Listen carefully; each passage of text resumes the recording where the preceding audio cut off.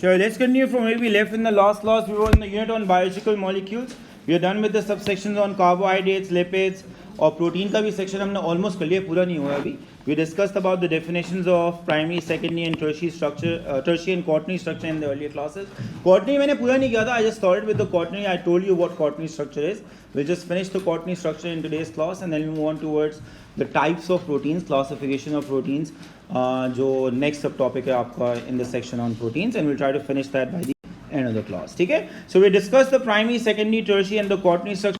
To discuss in brief, primary structure is what? The sequence of amino acids in a polypeptide chain. Secondary structure is what? It's the regular folding of the polypeptide chain into an alpha helix or a beta pleated sheet, which results due to hydrogen bonds that form between the neighboring peptide linkages. और peptide linkages में भी कौन से groups involve होते हैं? एक peptide bond का NH और दूसरे पेप्टाइड बॉन्ड का CO इन्वॉल्व होते हैं इन द फॉर्मेशन ऑफ क्या नाम है, हाइड्रोजन बॉन्ड. और प्लीज रिमेंबर, ये जो अल्फा हीलिसेस होते हैं और जो बीटा पीरियड शीट्स होती हैं, ये एग्जाम में रिबन डायग्राम्स के अंदर टेस्ट हो जाती हैं. कभी कभी एग्जामिनर आपको बना के रिबन डायग्राम्स को लेबल कर देता है A एंड B और आपसे पूछता है A क्या है, B क्या है. फॉर एग्जाम्पल अल्फा हीलिक्स को लेबल कर दिया A, तो you should be able to recognise कि जो स्प्रिंग लाइक कॉइल होता है ना आपके पास, जो रिबन डायग्राम में नजर आता है, वो अल्फा हीलिसेस होते हैं. और जो इन्हीं एक हो मल्टीपल हो सकते हैं. क्या हो सकते हैं? मल्टीपल अल्फा हेलिसेस आपको नजर आ सकते हैं. बिल्कुल इसी तरह जो बीटा पीरियड शीट्स होती हैं, वो रिबन डायग्राम्स, इनको रिबन डायग्राम्स कहा जाता है. वो रिबन डायग्राम्स के अंदर जो है इस तरह एरोस की तरह नजर आती हैं. एंड जिस तरह अल्फा हेलिसेस मल्टीपल हो सकते हैं, हो सकता है एक पॉलीपेप्टाइड बहुत लंबी है और उसमें बीटा पीरियड शीट्स भी आपको मल्टीपल नजर आ रही हैं. Like so you should be able to easily recognise the two forms of secondary structure. Both of them are a result of और are a result of hydrogen bonds that form between the क्या नाम है, neighbouring peptide linkages. Then we discuss the tertiary structure. और मैंने आपको बताया था tertiary और क्वाटरनरी दोनों स्ट्रक्चर्स के अंदर bonds between the R groups involve होते हैं. क्या इन्वॉल्व होते हैं? Bonds between the R groups. जब हमने प्राइमरी स्ट्रक्चर किया था ना, उसमें सिर्फ पेप्टाइड बॉन्ड्स थे जिसमें आर ग्रुप्स इन्वॉल्व नहीं हुए थे. फिर जब हमने सेकेंडरी स्ट्रक्चर किया तो हाइड्रोजन बॉन्ड्स आए, उसमें भी आर ग्रुप इन्वॉल्व नहीं था. फिर जब हमने टर्शियरी और क्वाटरनरी स्ट्रक्चर डिस्कस किया तो I told you that these are two structures और टू क्या नाम है, forms of organisation of the proteins, जिनके अंदर bonds between the R groups involve होते हैं. लाइक और ये बॉन्ड्स 4 टाइप के होते हैं. कितने टाइप के होते हैं? 4 टाइप के होते हैं. वो 4 टाइप के बॉन्ड्स कौन से थे?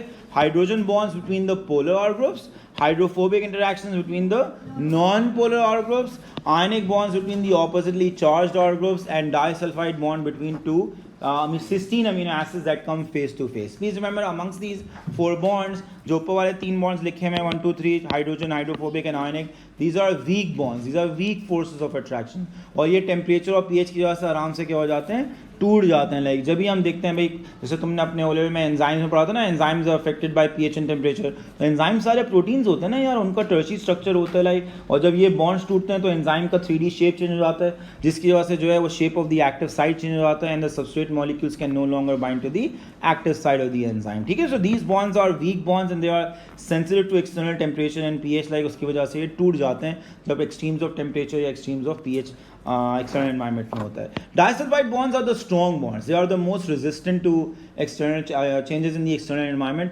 आप pH चेंज करते हैं या टेम्परेचर चेंज करते हैं तो ये वाला बॉन्ड डाइसल्फाइड इतना आसानी से नहीं टूटता है, because it's a strong bond. ये कोवेलेंट बॉन्ड होता है यार, प्रॉपर लाइक जो आप नॉर्मली कोवेलेंट बॉन्ड केमिस्ट्री में पढ़ते हैं, उसी टाइप का कोवेलेंट बॉन्ड होता है. सो टर्शियरी स्ट्रक्चर को हमने किस तरह डिफाइन किया था? We defined it as a regular 3-dimensional folding of what, of a polypeptide chain, which results due to one or more of these bonds that form between the R groups of neighboring amino acids. जो ये नहीं है कि चारों के चारों आपको चाहिए हो, इन 4 में से कोई भी एक प्रेजेंट होगा बिटवीन द R groups, तो आप उसको क्या बोलेंगे? Tertiary level of protein folding बोलेंगे. We then moved on towards the quaternary structure. और मैंने क्वाटरनरी स्ट्रक्चर के बारे में आपको बताया था कि before you can understand the quaternary structure, you need to understand a basic concept between protein and polypeptides. ये दोनों सिनोनिमस टर्म्स नहीं होते, इनमें थोड़ा सा डिस्टिंक्शन होता है. और डिस्टिंक्शन ये होता है कि जब आप प्रोटीन की बात करते हैं तो एक protein could be made up of 1 polypeptide chain or it could be made up of more than 1 polypeptide chain. Only those proteins that have more than 1 polypeptide chain, they attain a quaternary structure. उनमें आपके पास जो है वो quaternary structure possible होता है. But वो protein जिनके पास एक ही पॉलीपेप्टाइड चेन होती है, उनमें quaternary structure आ ही नहीं सकता है. लाइक उनमें सिर्फ maximum level of protein folding कहाँ तक होती है? टर्शी स्ट्रक्चर होती है. For example I told you two examples of two protein जिनमें से एक टर्शी लेवल की ऑर्गेनाइजेशन होती है, एक में क्वाटरनरी होती है, and those proteins were myoglobin and haemoglobin. और मैं तुम्हें बताया था मायोग्लोबिन के पास एक ही पॉलीपेप्टाइड चेन होता है, like, and therefore myoglobin can only attain what, a tertiary level of protein structure, it can't attain the quaternary level. जो हीमोग्लोबिन होता है उसमें एक से ज़्यादा पॉलीपेप्टाइड चेन होती हैं, टोटल 4 होती हैं उसमें, लाइक, तो वो जो 4 पॉलीपेप्टाइड चेन है ना, वो आपस में एसोसिएट करती हैं with bonds between their R groups. और ये जो बॉन्ड्स बनते हैं ना बिटवीन द आर ग्रुप्स, ये होते हैं of amino acids in neighbouring polypeptide chains. जैसे 4 पॉलीपेप्टाइड चेन्स हो और एक पॉलीपेप्टाइड चेन का एक अमीनो एसिड का आर ग्रुप दूसरे पॉलीपेप्टाइड चेन के दूसरे अमीनो एसिड के आर ग्रुप के साथ बॉन्ड्स बना ले, तो ये नेबरिंग पॉलीपेप्टाइड चेन्स के आर ग्रुप्स इंटरैक्ट करके ना, लाइक, तो जब ये इंटरैक्शन होती है ना between the R groups of amino acids in neighbouring polypeptide chains, तो जो ओवरऑल आपके पास स्ट्रक्चर बनता है पूरी प्रोटीन का, वो पे क्या कहलाता है, क्वाटरनरी स्ट्रक्चर कहलाता है. That is only possible if you have what, more than one polypeptide chain in a protein. Like, please remember, जिन प्रोटीन्स में एक ही पॉलीपेप्टाइड चेन होता है उनका टर्शी से ऊपर नहीं हो सकता है स्ट्रक्चर, समझ में आ गई. लाइक, बट जिनके पास एक से ज़्यादा पॉलीपेप्टाइड चेन होती है, यानी 2 होती हैं या 3 होती हैं या 4 होती हैं या 5 होती हैं, जितनी भी अलग अलग प्रोटीन्स होती हैं ना, जैसे हीमोग्लोबिन में 4 होती हैं यार. So if a protein has more than 1 polypeptide chain, तो वो जो आपस में पॉलीपेप्टाइड चेन्स है ना, वो भी आपस में एक दूसरे के साथ बॉन्ड बना लेती हैं बिटवीन द आर ग्रुप्स, और इसकी वजह से जो आपके पास रिजल्टिंग स्ट्रक्चर आता है उसको आप क्या बोलते हैं, क्वाटरनरी स्ट्रक्चर बोलते हैं. तो मैंने उसकी डेफिनेशन तो मैं वर्बली बता दी थी, but I didn't go through the slides of quaternary structure, तो मैं पहले वो तुम्हें बता देता हूँ and then move on towards the next subsection. So quaternary structure forms when 2 और मोर पॉलीपेप्टाइड चेन्स, क्या है criteria, 2 or more polypeptide chains associate via hydrogen bonds, ionic bonds, hydrophobic interactions and or disulfide. Exactly वही है जो तुमने tertiary में पढ़े थे. Between the R groups of amino acids in what? In the neighboring polypeptide chains. जब tertiary में ये वाले बॉन्ड्स बनते हैं ना, तो वो सारे के सारे अमीनो एसिड्स एक ही पॉलीपेप्टाइड चेन का पार्ट होते हैं. क्वाटरनरी में हम बात कर रहे होते हैं these bonds between the R groups of what, of amino acids in the neighbouring polypeptide chain. Like, उससे जो ओवरऑल स्ट्रक्चर आता है उसको हम क्या बोलते हैं, क्वाटरनरी स्ट्रक्चर बोलते हैं. तो तुमसे एग्जाम में बहुत सिंपल पिकिंग्स होती हैं ये, जब आपके एग्जाम में क्वेश्चन आता है कि प्राइमरी स्ट्रक्चर डिफाइन करो, सेकेंडरी स्ट्रक्चर डिफाइन करो, टर्शी डिफाइन करो, क्वाटरनरी डिफाइन करो. डेफिनेशन में आप चीते होने चाहिए, लाइक, कि 2 मार्क का 3 मार्क का जितने मार्क का भी डेफिनेशन है, should not lose a single mark on these definitions. Primary structure, sequence of amino acids in a polypeptide chain. Secondary structure, folding of a polypeptide into alpha helices and और beta pleated sheets due to hydrogen bonds between the NH and CO of peptide linkages. Tertiary structure, regular 3-dimensional folding of a polypeptide chain which results due to what, bonds between the R groups of, क्या नाम है, neighboring amino acid. वो कौन कौन से bonds हो सकते हैं, हाइड्रोजन, हाइड्रोफोबिक, आयनिक एंड और डाइसल्फाइड. चारों जो ही नहीं है, चारों में से 1 या 2 या 3 या चारों हो गए, लाइक आपके पास जो है वो टर्शी स्ट्रक्चर बन जाएगा. And quaternary structure will only result if a protein has what, more than 1 polypeptide chains, and these polypeptide chains interact via same type of bonds between the R groups to give you an overall structure, जिसको हम क्या बोलते हैं, quaternary structure बोलते हैं. All those proteins like जिनके पास ज़्यादा वो प्रोटीन जिनके पास एक से ज़्यादा पॉलीपेप्टाइड चेन होती है, उनका ओवरऑल लेवल ऑफ ऑर्गेनाइजेशन क्या बन जाता है, क्वाटरनरी स्ट्रक्चर बन जाता है. Can myoglobin have a quaternary structure? The answer is what, the answer is no. Why? because myoglobin has only 1 polypeptide chain, because myoglobin has only 1 polypeptide chain. It has what? Only 1 polypeptide chain. Okay, we'll now move on towards the summary of all 4 forms of protein structure that we have done. तो यहाँ आपको एक simple भाषा में लिखा हुआ है, ये जो है सीक्वेंस ऑफ अमीनो एसिड, ये प्राइमरी स्ट्रक्चर हो गया. ये फोल्ड होके alpha helices beta pleated sheet बनाएंगे, सेकेंडरी स्ट्रक्चर हो गया. फर्दर फोल्ड होके because of bonds between the R groups tertiary structure बन गया. और अगर एक से ज़्यादा पॉलीपेप्टाइड चेन हुई तो वो आपस में एसोसिएट करते हैं और क्या बना लेते हैं, क्वाटरनरी स्ट्रक्चर बना लेते हैं. प्लीज़ अपने ध्यान में रखना, हर प्रोटीन क्वाटरनरी स्ट्रक्चर नहीं अटेन कर सकती है. सबसे पहला क्वेश्चन जो आपको पूछना होता है to see if a protein has a quaternary structure और not is what, is whether it has more than 1 polypeptide chain और not. If it doesn't, it can't have a quaternary structure. If it does have more than 1 polypeptide chain, फिर आप quaternary structure के बारे में सोचते हैं, अपने ध्यान में रखना. Now let's move on towards the next subsection in the section on proteins, which is the distinction between globular and fibrous proteins.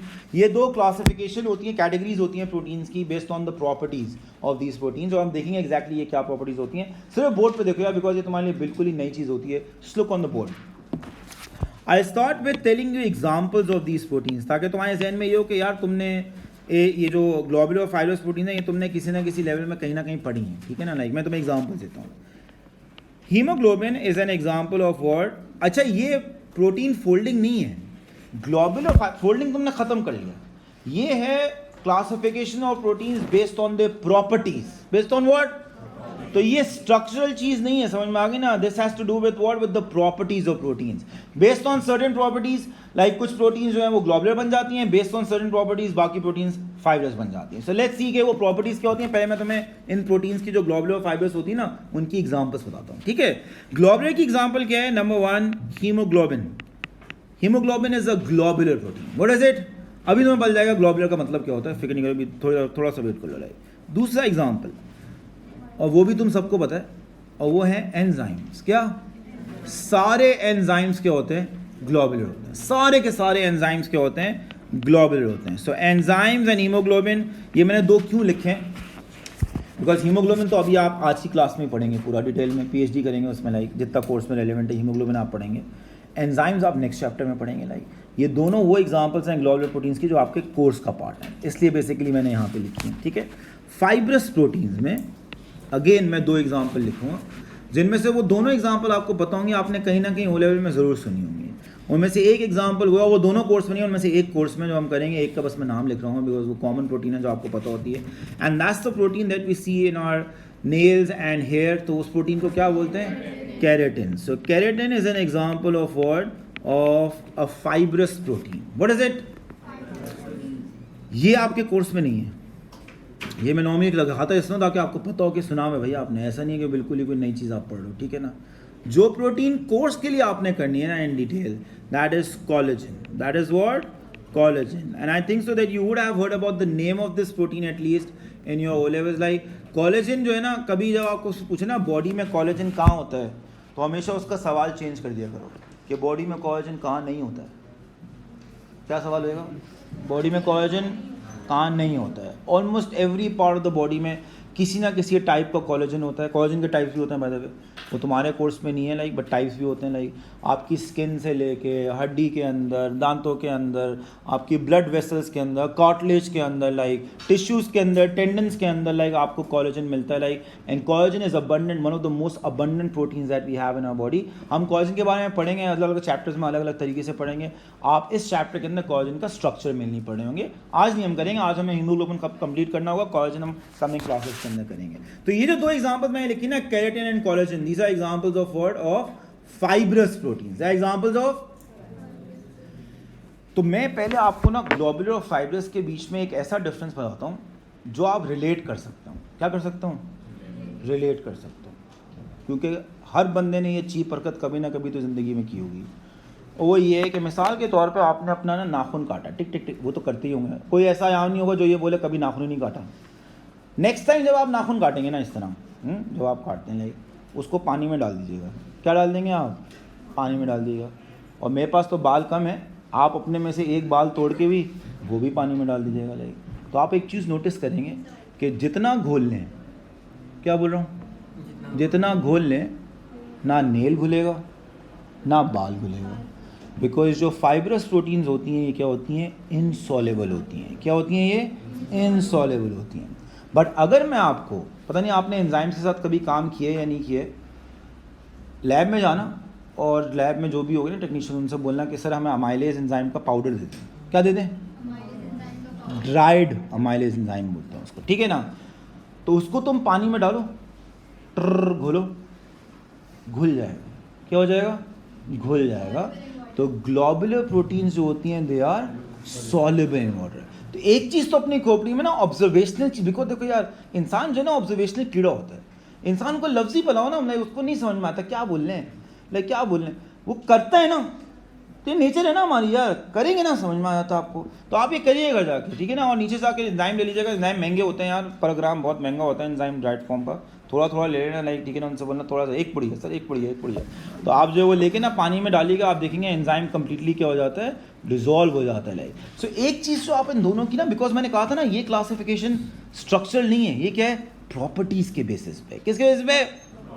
तो globular proteins are what? Soluble. And fibrous proteins are what? Insoluble. सवाल ध्यान में आ चाहिए, क्यों भाई? क्या चाहिए? क्यों नहीं? क्यों भाई? सही है। तो अभी हम देखते हैं ग्लोबुलर प्रोटीन्स को डिफाइन किस तरह किया जाता है। क्या किस तरह किया जाता है? और जो मैं डेफिनेशन लिख रहा हूँ ना, लाइक आप एग्जैक्टली यही डेफिनेशन लिखेंगे अपने एग्जाम के अंदर भी। यहाँ देखो यार प्लीज यार, ग्लोबुलर इज मिलता जुलता टू ग्लोब, ऐसे ही है ना। और अगर मैं आपसे पूछूं ग्लोब का शेप क्या होता है तो आप क्या बोलेंगे? स्फेरिकल। ग्लोबुलर प्रोटीन्स जो होती हैं उनका भी रफली, क्या बोल रहा हूँ? परफेक्टली नहीं, रफली क्या होता है? स्फेरिकल शेप होता है। So globular proteins are spherical in shape, they are what? Spherical in shape.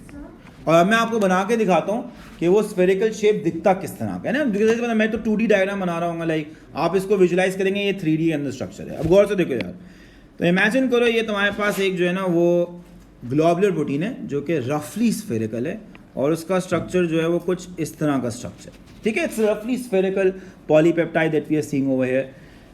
ये सॉल्युबल क्यों होती हैं ग्लोबुलर प्रोटीन्स? बिकॉज प्रोटीन्स किससे बनी होती हैं? What are the monomers? Amino acids. तो जो ग्लोबुलर प्रोटीन्स होती है ना यार, इनके जो अमीनो एसिड्स होते हैं, क्या होते हैं? अमीनो एसिड्स हाइड्रोफिलिक वाले। कौन से वाले? जिनके आर ग्रुप्स हाइड्रोफिलिक हैं। और हाइड्रोफिलिक आर ग्रुप्स कौन से वाले होंगे? जो पोलर अमीनो एसिड, पोलर वाले हमने कैटेगरी की थी बिकॉज वो वाटर सॉल्युबल होएगा, और जो इलेक्ट्रिकली चार्ज वाले आर ग्रुप्स आते हैं बिकॉज वो भी क्या होते हैं? वाटर सॉल्युबल होते हैं ना। लाइक तो पोलर वाले वाटर सॉल्युबल वाले आर ग्रुप्स होंगे। लाइक तो जो आपने कैटेगरीज की थी ना अमीनो एसिड्स की, उसमें जो पोलर आर ग्रुप्स वाले अमीनो एसिड्स थे और जो चार्ज वाले अमीनो एसिड्स थे इनके आर ग्रुप्स, वो क्या होते हैं? हाइड्रोफिलिक आर ग्रुप्स होते हैं, वो वाटर सॉल्युबल आर ग्रुप्स होते हैं। तो जो ग्लोबुलर प्रोटीन्स होती है ना, जब ये अपना स्फेरिकल शेप अटेन करती है ना, तो जो amino acids hydrophilic R groups वाले होते हैं, कौन सा आर ग्रुप्स वाले? हाइड्रोफिलिक आर ग्रुप्स वाले होते हैं, they are pointing outwards. They are pointing what? Outwards. तो ये मैं येलो कलर की जो लॉलीपॉप्स बना रहा हूँ ना, ये हाइड्रोफिलिक आर ग्रुप्स हैं. What are these? These are the hydrophilic R groups that you see over here. These hydrophilic R groups are pointing outwards. Where are they pointing? Outwards. तो yellow colour की lollipops याद रखो. These are what? These are the hydrophilic या polar R groups. What are these? Hydrophilic या polar R groups. यार रखो यार, जब पोलर हम बोलते हैं तो हमारे जहन में टर्म क्या आना चाहिए? Water soluble. और जो तुमने 3 टाइप्स ऑफ अमीनो एसिड्स पढ़े थे ना, 3 कैटेगरीज, उसमें जो पोलर वाली कैटेगरी होती है और जो charge electrically charge R groups वाली कैटेगरी होती है वो वाटर सॉल्युबल होती है. याद रखना, ठीक है. तो ये आपके पास हाइड्रोफिलिक आर ग्रुप्स हैं towards the outside.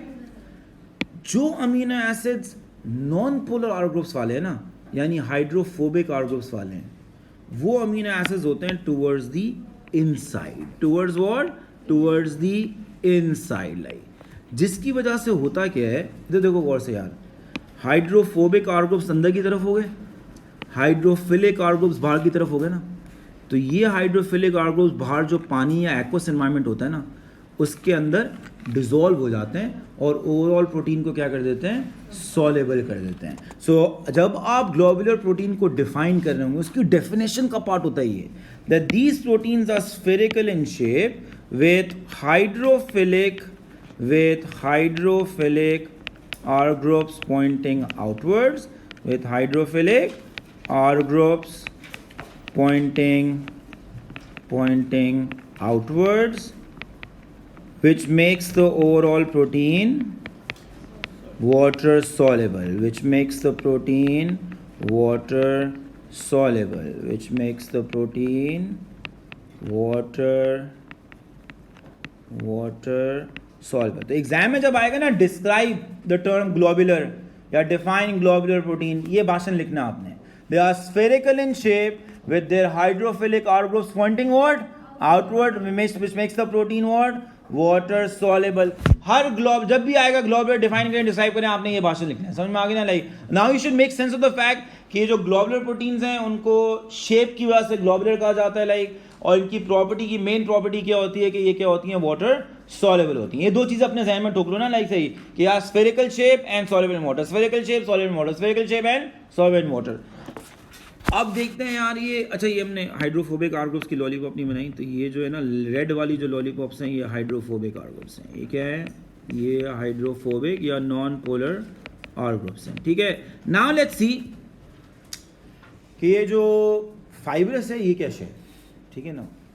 Fibrous is derived from the term fibres, from what, fibres, and fibres are long strands, they are what, long and narrow strands. तो ये जो प्रोटीन्स होती हैं ना, जो फाइब्रस प्रोटीन्स होती हैं, they are in the form of long and narrow strands. Filamentous का स्ट्रक्चर होता है, क्या क्या बोले मैंने, filamentous structure, they have what, long and narrow strands. अगर मैं ऐसी उसकी लाइक रफ सी डायग्राम बनाऊँ ना, तो इस तरह की ना लॉन्ग एंड नैरो क्या होती हैं, स्ट्रैंड लाइक स्ट्रक्चर्स होते हैं इन फाइब्रस प्रोटीन्स के लाइक। और इनकी खास बात क्या होती है, देखो यार, इन केस में फाइब्रस प्रोटीन्स के केस में जो हाइड्रोफोबिक वाले आर ग्रुप्स होते हैं ना, they are pointing what, outwards. Where are they pointing out, which R groups, hydrophobic, लाल वाले हाइड्रोफोबिक है ना, hydrophobic R groups are pointing what, outwards, and the hydrophilic ones are pointing what, inwards. They are pointing what, inwards, which will make the overall protein what, water insoluble. तो जब आप fibrous proteins define कर रहे होते हैं तो इसकी definition क्या होती है fibrous proteins की, that these are in the form of long and narrow strands, in the form of what, long and narrow strands with hydrophobic R groups pointing outwards, with hydrophobic R groups pointing outwards,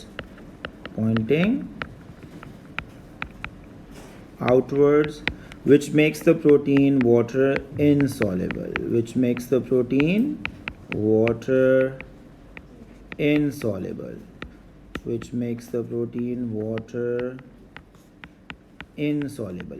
तो अब जो है ना, दो चीज़ें तो तुम इन दोनों टाइप की प्रोटीन में आराम से डिस्टिंग्विश कर सकते हो। वो ये है कि ये प्रोटीन्स किस फॉर्म में होती हैं, spherical versus long and narrow strands, और ये प्रोटीन सॉल्युबल है या नहीं है। Globular ones are soluble in water and fibrous ones are insoluble in water, and there are many more differences. मसला ये, अभी आपने इनकी कोई एग्जांपल पूरी डिटेल में पढ़ी नहीं है ना, तो मैं सारे डिफरेंसेस आपको नहीं बताऊंगा। हम आज जो है वो जो ग्लोबुलर प्रोटीन की एग्जांपल है ना, हीमोग्लोबिन, वो पूरी कर लेंगे। In the coming class we will do collagen as a protein, जो कि आपके रिजल्ट से एक दिन पहले वाली जो क्लास होगी उसमें हम कोलेजन कर लेंगे, और साथ जो है फिर हम ग्लोबुलर और फाइब्रस प्रोटीन्स के क्या करेंगे, डिफरेंसेस पढ़ेंगे। एक डिफरेंस और मैं आपको बताता हूँ क्योंकि आप उसको रिलेट कर सकते हैं, और वो ये है, ग्लोबुलर प्रोटीन्स, बोलो, हसास होती हैं। दोबारा, ग्लोबुलर प्रोटीन्स हसास होती हैं। इसका उर्दू तर्जुमा होता है, इंग्लिश तर्जुमा होता है सेंसिटिव। क्या, बाहर आप पीएच या टेम्परेचर चेंज करें, इनमें खलबली पड़ जाती है यार, लाइक इनको ना बर्दाश्त नहीं होता, बाहर पीएच टेम्परेचर चेंज कर दी है। तो ये जो ग्लोबुलर प्रोटीन्स होते हैं, they are sensitive to pH, and जब भी तो एंजाइम्स अफेक्ट होते हैं पीएच टेम्परेचर से यार, ग्लोबुलर इन नेचर होते हैं ये, समझ में आ गए ना। They are what, sensitive to pH and temperature changes. Fibrous proteins होती हैं ढीठ, क्या होती हैं, ढीठ। They are less sensitive to pH and temperature, robust होती हैं, क्या होती हैं, जब भी इनका मेन रोल होता है स्ट्रक्चर सपोर्ट है, क्या होता है, स्ट्रक्चर सपोर्ट होता है। कोलेजन जहां होगा स्ट्रक्चर सपोर्ट दे रहा होगा यार, केराटिन जहां होगा स्ट्रक्चर सपोर्ट दे रहा होगा। ढीठ प्रोटीन्स होती हैं ये, ऐसा नहीं है कि बिल्कुल भी इनको कुछ नहीं कर सकते आप, बट ये रेजिस्ट करती हैं, क्या नाम है, टेम्परेचर चेंजेस को, पीएच, वो कहती हैं यार होने दो, क्या कहती हैं, होने दो, like they are generally resistant to what, to changes in pH and temperature, they are less sensitive to pH and temperature changes.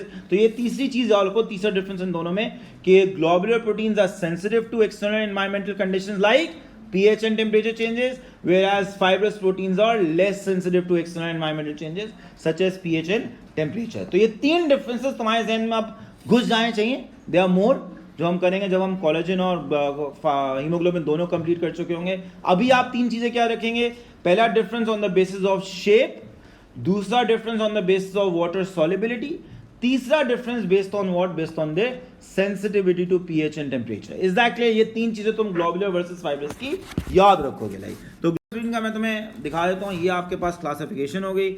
आपने जो इन दोनों की एक एक एग्जांपल डिटेल में करनी है वो ये है, ग्लोबुलर की हीमोग्लोबिन एग्जांपल हम करेंगे, और एंजाइम तो वैसे ही करोगे यार, एंजाइम पूरा चैप्टर है, like third chapter is enzyme.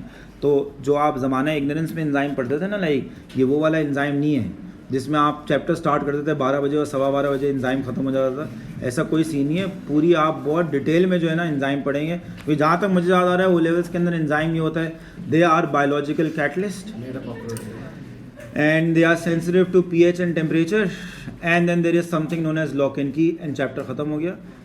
This is not study in your in section on enzymes over here। ये जो चीज़ें आप पढ़ रहे होंगे वो बहुत डिटेल में पढ़ रहे होंगे, तो एंजाइम वैसे ही बाय डिफॉल्ट तुम कर लोगे as examples of blood protein. जो 5S हम करेंगे ना डिटेल में, वो बहुत ही फिट प्रोटीन है, one of my favourite proteins which is collagen, which is what collagen. ये कोलेजन की भी अपनी एक दुनिया है यार, लाइक ठीक है ना। आज हम जो दुनिया करेंगे हीमोग्लोबिन की दुनिया होगी। लेट्स सी हीमोग्लोबिन क्या होता है, और सिर्फ बोर्ड पे देखो यार, of you I attention on the board. मैंने आपको ऑलरेडी बता दिया था पहले कि हीमोग्लोबिन में कितनी पॉलीपेप्टाइड चेन्स होती हैं, 4। Let's have a look at it. यहाँ पे वो 4 पॉलीपेप्टाइड चेन्स डिफरेंट शेड हुई हुई हैं ताकि आप चारों को डिस्टिंग्विश कर सकें। ये एक पॉलीपेप्टाइड चेन है लाल वाली, ये एक ऑरेंज वाली, एक पिंक वाली है, एक ये ब्राउन वाली नजर आ रही है। These are what, these are 4 polypeptide chains. What are these 4 polypeptide chains. अब मैं आपको दिखाता हूँ कि ये हैं क्या, ये इनके नाम क्या हैं पॉलीपेप्टाइड चेन्स के, ठीक है। So each haemoglobin molecule, each haemoglobin को हम रिप्रेजेंट कर सकते हैं with the symbol capital H and small b, ठीक है। Each haemoglobin molecule has 4 polypeptide chains, has what 4 polypeptide chains. Let's see ये पॉलीपेप्टाइड चेन्स कौन कौन सी होती हैं, जो 4 पॉलीपेप्टाइड चेन्स हैं ये कौन कौन सी होती हैं। इधर देखो please, I need your attention here, I need your attention. सिर्फ यहाँ देखो, सिर्फ बोर्ड पे देखो अभी, ठीक है। और मेरा जहाँ कर्सर है ना वहाँ गौर से देखना, गौर से देखो। यहाँ पे लिखा हुआ है, जहाँ मेरा कर्सर है, नज़र आ रहा है कर्सर नीचे की तरफ, नज़र आ रहा है, हाँ। ये लिखा हुआ है अल्फा चेन 1, नज़र आ रहा है। फिर ये लिखा हुआ है अल्फा चेन 2, नज़र आ रहा है। ये दोनों आइडेंटिकल पॉलीपेप्टाइड हैं। क्या है ये, आइडेंटिकल है, एग्जैक्टली एक जैसी हैं। क्या है, एग्जैक्टली एक जैसे, बस कलर डिफरेंट किया हुआ है, एग्जैक्टली एक जैसी हैं। अल्फा चेन इनका ना लाइक अनकूल नाम है। क्या नाम है, कूल नाम बताता हूँ। अल्फा चेन का प्रॉपर नाम होता है अल्फा ग्लोबिन। क्या नाम होता है, अल्फा ग्लोबिन। क्या, ग्लोबिन। और दूसरे वाले का भी यही नाम होता है, जाहिर सी बात है, अल्फा ग्लोबिन।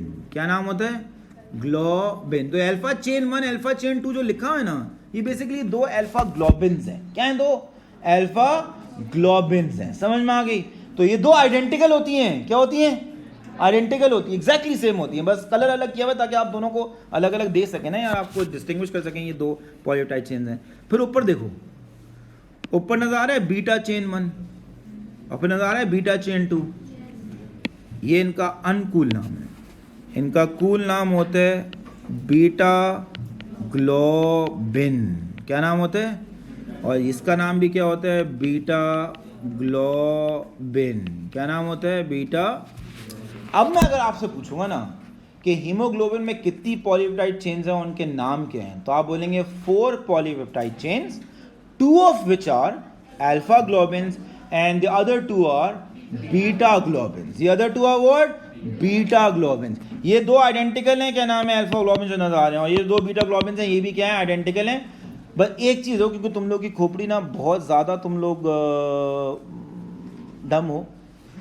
मेरे पास और कोई वर्ड नहीं आ रहा था, मैं बोल दिया ऐसे ही, मजाक कर रहा हूँ। एग्जाम में ना अभी तुम जब रट्टा मारते हो तुम लोग, उसमें चैंपियन हो तुम, 2 नीचे वाली अल्फा, 2 ऊपर वाली बीटा, 2, ये नहीं है यार। समझ में आ गई, देख के नहीं आप बता सकते। ये कैसी एक डायग्राम बना दी, इसमें उसने बोल दिया यार ये 2 अल्फा हैं, वो 2 बीटा हैं। यार ये किसी भी फॉर्म में एग्जामिनर आपको अरेंज करके दे सकता है। बस आपको पता ही होना चाहिए कि जब 4 बनी नहीं होंगी ना, इनमें से 2 क्या होंगी, अल्फा ग्लोबिन, और 2 क्या होंगी। और कोई आपसे नहीं पूछेगा हाँ भाई ये बनी है बताओ अल्फा क्या है बीटा क्या, नहीं पूछेगा आपसे यार, वो आपको खुद बता देगा भाई यार, समझ, आप टेंशन नहीं लें उसके लिए। पर अपने ज़हन में तो बताएं चाहो, क्योंकि तुम लोग डायग्राम जब कोई देखते हो ना, उसी को चिपका लो तो दिमाग में यार, लाइक। सो प्लीज़ रिमेंबर, ये जो आपके पास जिस तरह डायग्राम बनी हुई है उसमें नजर ऐसा आ रहा है 2 नीचे अल्फा है 2 ऊपर बीटा है ना, जुई नहीं है इस तरह यार, like organise in different ways. Like बस ये कि जब एग्जाम तुम्हें देगा तो मैं खुद हिंट दे देगा कि यार ये वाली अल्फा है, ये वाली क्या है, बीटा है। बस ये तुम्हें पता होना चाहिए कि इन टोटल में से जो टोटल 4 होती हैं, 2 क्या होंगी अल्फा ग्लोबिन, 2 क्या होंगी। तो जो 4 पॉलीपेप्टाइड चेन्स हैं, इनमें से 2 क्या हो गए, अल्फा ग्लोबिन्स हो गए, हमने ये देख लिया, और 2 क्या हो गए, बीटा ग्लोबिन्स हो गए। अगर मैं आपसे पूछूंगा ना, जो आप में से थोड़े से जिनमें ग्रे मैटर है, कि मुझे ये बताएं कि हीमोग्लोबिन को कितनी जीन्स कोड कर रही होंगी?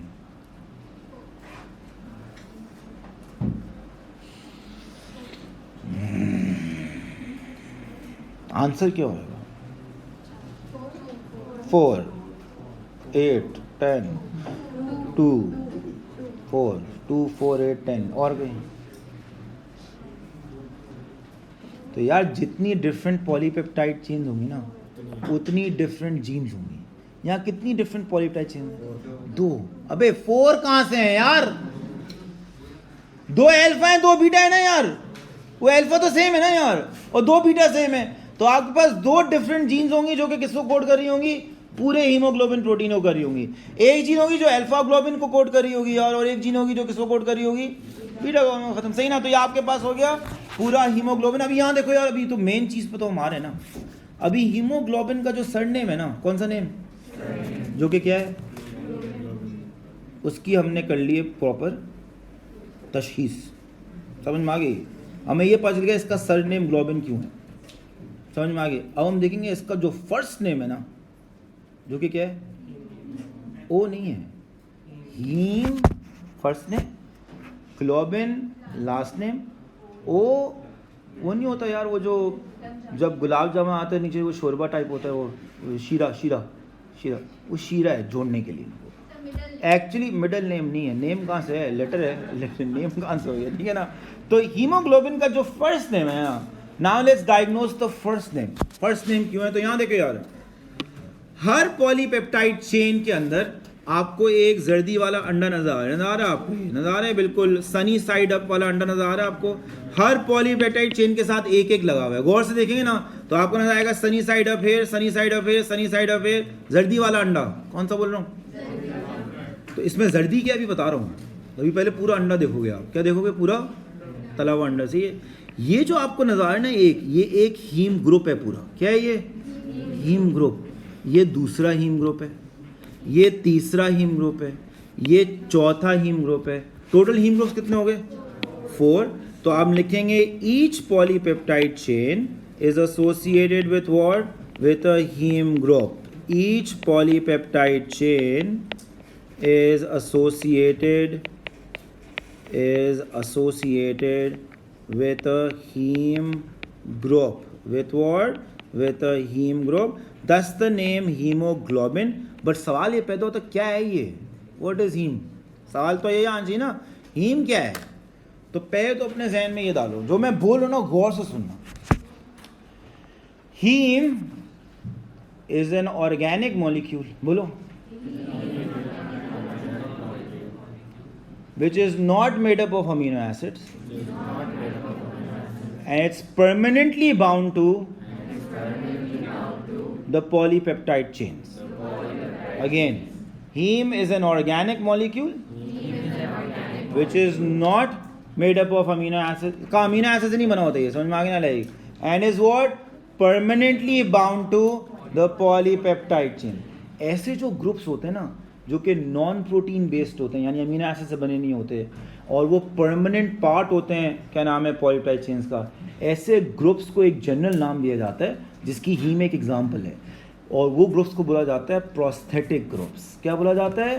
Prosthetic groups. So haem group is an example of what? Example of a prosthetic group. और प्रोस्थेटिक ग्रुप की डेफिनेशन क्या होती है? An organic molecule which is non-protein based, यानी अमीनो एसिड से नहीं बना होता, and it's permanently bound to what? Bound to the polypeptide. ये हीम कभी उतरता नहीं है यहाँ से, ये पॉलीपेप्टाइड चेन का परमानेंट पार्ट होता है, समझ में आ गई? कभी नहीं उतरता है ये। तो एक इनके फीचर क्या होंगे हीम ग्रुप के? किसी भी प्रोस्थेटिक ग्रुप के यही फीचर होते हैं यार, कि वो क्या होता है? ऑर्गेनिक मॉलिक्यूल होगा। अब मैं तुम्हें दिखाऊंगा ना, ये तो अंडे की जर्दी है ना यार, अंडे का जो आपको मैं बता रहा हूँ, लाइक एक्चुअल शक्ल में आपको दिखाऊंगा अभी हीम की एक्चुअल शक्ल क्या होती है, ये भी दिखाता हूँ आपको। So haem is what? It is an example of a prosthetic group. और प्रोस्थेटिक ग्रुप्स क्या होते हैं? They are organic molecules which are non-protein based and they are permanently bound to what? Bound to a polypeptide chain. Her polypeptide chain के साथ एक haem group लगा होता है। तो टोटल हीम ग्रुप्स कितने हुए हीमोग्लोबिन में? 4 हीम ग्रुप्स क्या है? अब आ जाएंगे हम बहुत ही टाइट इंफॉर्मेशन में। क्या बहुत ही क्या? ये आप नहीं भूलेंगे, सही है।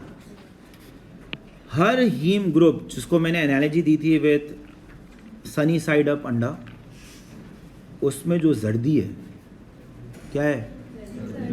जो बर्गर है एग योक, समझ में आ गई? That is an iron 2+। क्या लिखा है? तो कभी कभी आपका जब आप उसमें होते हैं ना, लाइक अपने साइंस फिक्शन जोन में है, तो आपको लगता है आयरन 2 हो या आयरन हो या आयरन 3+ हो या आयरन 4+, यार सब में फर्क होता है। क्या होता है सब में? ये स्पेसिफिकली क्या है? तो आप किसको कभी भी ये नहीं बोलेंगे आयरन, क्या बोलेंगे इसको? आयरन 2+। क्या बोलेंगे? Fe2+। हर हीम ग्रुप के सेंटर में, हर हीम ग्रुप के कहाँ? बिल्कुल सेंटर में आपके पास क्या होता है? एक Fe2+ होता है। एक क्या होता है? अभी तुम्हारे जहन में अगर आना इतना इंपॉर्टेंट क्यों है ये, तो अभी आपको पता चलेगा क्यों इंपॉर्टेंट है। पहले अपनी खोपड़ी में डालें 4 haem groups, each one associated with what? With one polypeptide chain. Each heme group has an iron 2 ion at its center. तो अब मैं ये लिख रहा हूँ बिकॉज ये इंफॉर्मेशन बहुत ही टाइट इंफॉर्मेशन है। each heme group has an iron 2 ion at its center. At what? At its center. सवाल ये पैदा होता है क्यों ये टाइट इंफॉर्मेशन है? ये टाइट इंफॉर्मेशन इसलिए है बिकॉज हीमोग्लोबिन का जो फंक्शन होता है वो क्या होता है? Transporting oxygen. ऐसे ही होता है ना, लाइक एक आयरन 2 आयन, क्या बोल रहा हूँ, एक ऑक्सीजन मॉलिक्यूल को ट्रांसपोर्ट कर सकता है। क्या बोला मैंने? एक iron 2 ion eight a time एक ऑक्सीजन मॉलिक्यूल को ट्रांसपोर्ट कर सकता है। तो यहाँ पे टोटल कितने आयरन 2 आयन है हीमोग्लोबिन के अंदर? 4। तो 1 haemoglobin can therefore bind to what? 4 oxygen molecules at a time. और फर्स्ट चीज क्या होती है, उससे टाइट चीज बता रहा हूँ, जब आयरन 2 आयन ऑक्सीजन के साथ बाइंड करता है ना O2 मॉलिक्यूल के साथ, तो ये बाइंडिंग रिवर्सिबल होती है। क्या होती है? रिवर्सिबल होती है। सो each iron 2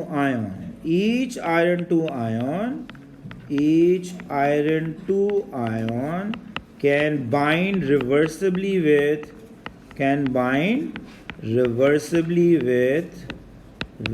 reversibly बहुत इंपॉर्टेंट है, मागी, can bind reversibly with one oxygen molecule. With what? One oxygen molecule. With one oxygen molecule. O2 लिख रहा हूँ मैं, ठीक है ना, ताकि आपके जहन में रहे। तो एक हीमोग्लोबिन पर टोटल कितने ऑक्सीजन को बाइंड कर सकता है? 4 ऑक्सीजन को लाई। और जब ये एक हीमोग्लोबिन 4 ऑक्सीजन के साथ बाइंड करता है ना, तो जो मॉलिक्यूल बनता है ना, उसको हम बोलते हैं ऑक्सी हीमोग्लोबिन। क्या बोलते हैं उसको हम?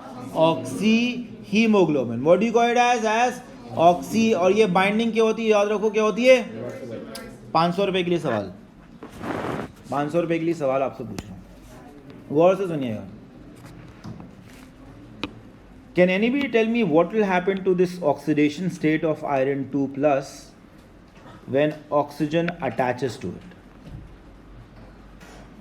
Suggest, boys, suggest. No change. Increases. Same. Decreases. Increases. तो ये उनका जो केमिस्ट्री के जो एग्जामिनर्स हैं ना, उनको भी पता है आपका IQ लेवल कितना, तो आपसे ये चीफ सवाल पूछते हैं। इसका कोई IQ से लिंक नहीं है, फैक्चुअल चीज़ है ये। पढ़ी होती तो पता होती, नहीं पढ़ी होती नहीं पता होती। आयरन 2 आयन की ऑक्सीडेशन स्टेट को कुछ भी नहीं होता है जब ऑक्सीजन उनके साथ बाइंड करता है। ये बाइंडिंग रिवर्सिबल होती है। अगर आयरन 2 की ऑक्सीडेशन स्टेट चेंज हो जाए, क्या हो जाए? तो वो हीमोग्लोबिन मॉलिक्यूल खराब हो जाता है। क्या हो जाता है? काम करने के लायक नहीं होता है। समझ में आ गया? लाइक आयरन 2 का आयरन 2 के फॉर्म में होना मैंडेटरी होता है for the haemoglobin to stay what? Functional. Oxidation state of iron 2+ when it binds with oxygen molecule does not change. क्या बोले मैंने? Does not change. ऑक्सीजन के साथ बाइंड करता है, रिवर्सिबली और फिर ऑक्सीजन को डिटैच भी कर देता है लाइक। बट याद रखो टोटल कितने ऑक्सीजन मॉलिक्यूल्स बाइंड हो सकते हैं पूरे हीमोग्लोबिन में?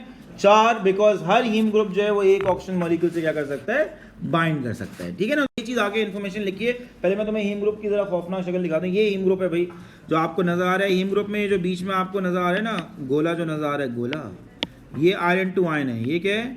This is the iron two ion. And please ma'am इसलिए बोलते हैं यार जब आप में आयरन की डेफिशिएंसी होती है, क्या होती है? तो बॉडी में क्या नहीं बनता? हीम नहीं बनता। सी स्टेप में जाया करो यार। हीम नहीं बनता। जब हीम नहीं बनता तो हीमोग्लोबिन नहीं बनता। जब वो नहीं बनता तो हम बोलते हैं बंदे को क्या हो गया? वो क्या, what's the medical term for that?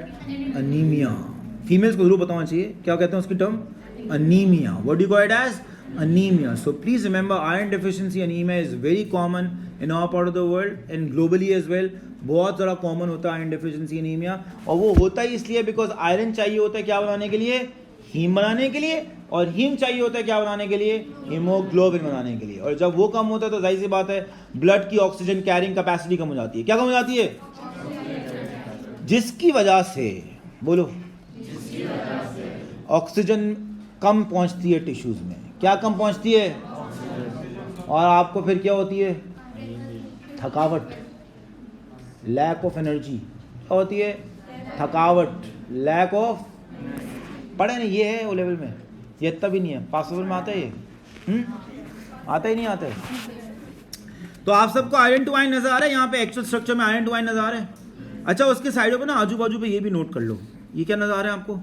Nitrogen. यार रखना लाइक। तो अगर मैं पूछूँ ना पूरे हीम ग्रुप में कौन से एलिमेंट्स होते हैं, क्या पूछूंगा? पूरे हीम ग्रुप में कौन से, क्या क्या लिखोगे आप? आयरन 2, नाइट्रोजन और ऑक्सीजन नजर आ रहा है, वो हाइड्रोजन नजर आ रहा है। एक और चीज़ क्या जो नजर नहीं आ रही? कार्बन। तो प्लीज याद रखोगे, लेकिन याद रहेगा आपको ये हीम ग्रुप में ये सारे क्या होते हैं, क्योंकि एमसीक्यू में आ जाएगा तो वहाँ भी आप सोच रहे होंगे यार पहले तो नहीं आया, तो ये आप याद स्ट्रक्चर देख लें आपसे। मैं ना कम में इतना तो बताओ कि यार क्या एलिमेंट्स क्या क्या होते हैं, कौन कौन से होते हैं? Carbon, hydrogen, oxygen, nitrogen and iron 2 at its centre. Now let's see कि रिवर्सिबल बाइंडिंग जब होती है ना तो उसका इक्वेशन क्या होता है। ये इक्वेशन मुझसे पूछे थे एग्जाम के अंदर यार। इक्वेशन याद है किसी को ओ लेवल से? ओ लेवल में थी इक्वेशन। सो ये है हीमोग्लोबिन। ये क्या है? हीमोग्लोबिन नहीं। So one haemoglobin molecule can bind how many oxygen molecules? 4 oxygen molecules. आगे क्या लिखूं आप बताओ? ओए भाई यार फुल टाइम सीन ऑन। ठीक है ना, ये आ गया रिवर्सिबिलिटी का साइन। और फिर क्या लिखूं? पूरा तो बताओ हैं? HbO8 and this is what we call as oxy haemoglobin. क्या बोलते हैं इसको हम? Oxy haemoglobin. अब एक तो मैं इंटरेस्टिंग चीज़ बताता हूँ। देखो ये जो रिवर्सिबल रिएक्शन है ना इसमें फॉरवर्ड डायरेक्शन भी और बैकवर्ड डायरेक्शन भी है। इतना तो पता है ना आपको? फॉरवर्ड डायरेक्शन में ये रिएक्शन जाता है in the lungs. Where? Why? Because lungs के अंदर ऑक्सीजन बहुत ज़्यादा होती है, बिकॉज एल्वलाई में बार बार फ्रेश ऑक्सीजन आ रही होती है जब आप सांस ले रहे होते हैं, और वो फ्रेश ऑक्सीजन एल्वलाई से डिफ्यूज़ करके कैपिलरीज में जाती है और जाके हीमोग्लोबिन से बाइंड करके क्या बना देती है? ऑक्सी हीमोग्लोबिन बना देती है। और यही रिएक्शन बैकवर्ड डायरेक्शन में कहाँ जा रहा होता है? In actively respiring tissues. Don't write tissues, क्या लिखोगे? Actively respiring tissues. Why? Because tissues को ऑक्सीजन की नीड होती है, तो ऑक्सी हीमोग्लोबिन ब्रेक डाउन करके दोबारा क्या रिलीज कर देता है? ऑक्सीजन। और टिश्यूज फिर ऑक्सीजन को क्या कर लेते हैं? यूज कर लेते हैं। और एक्टिवली रेस्पायरिंग टिश्यू में क्या क्या आ सकता है? Muscle tissue, liver tissue, kidney tissue, कोई भी डाल दो यार जहाँ पे रेस्पायरेशन हो रही है। So actively respiring what?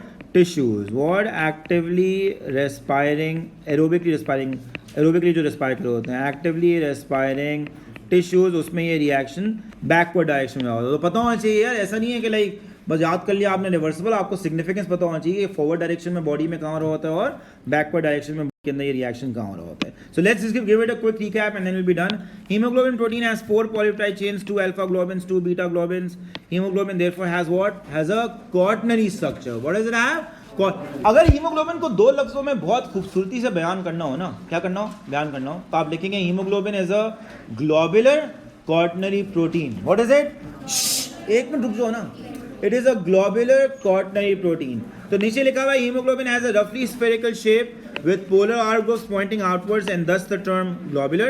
Her globin chain के साथ क्या होता है, एक हीम ग्रुप एसोसिएट होता है, और हर हीम ग्रुप के सेंटर में एक क्या होता है, आयरन टू आयन होता है। And please remember haem group is an example of what, a prosthetic group. और प्रोस्थेटिक ग्रुप्स में और भी बहुत सारी एग्जांपल्स होती हैं, बट कोई भी आप एग्जांपल पिक करेंगे ना तो प्रोस्थेटिक ग्रुप्स क्या होते हैं, ऑर्गेनिक मॉलिक्यूल्स होते हैं। They are what, they are non protein based, और वो पॉलीपेप्टाइड के साथ परमानेंटली क्या होते हैं, बाउंड होते हैं। लाइक एक हीमोग्लोबिन मॉलिक्यूल मैक्सिमम कितने ऑक्सीजन मॉलिक्यूल्स को बाइंड कर सकता है, 4 ऑक्सीजन मॉलिक्यूल्स को बाइंड कर सकता है to form what, oxy haemoglobin. ये तुम लोगों को पता होना चाहिए। In the next class I will do questions regarding haemoglobin with you and then we will discuss the sub topic on collagen. ठीक है।